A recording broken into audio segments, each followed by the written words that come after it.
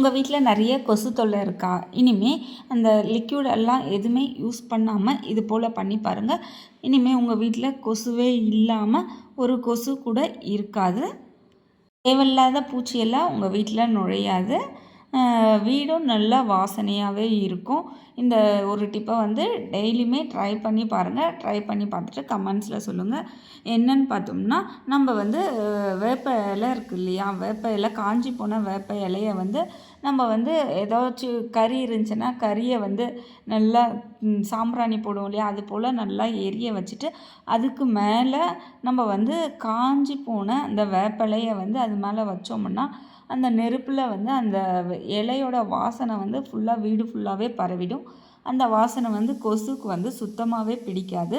அதனால் அந்த கொசு எல்லாம் மயங்கி போயிடும். வீட்டுக்குள்ளே கொசு வரத்துக்கான சான்ஸ் ரொம்பவே கம்மி.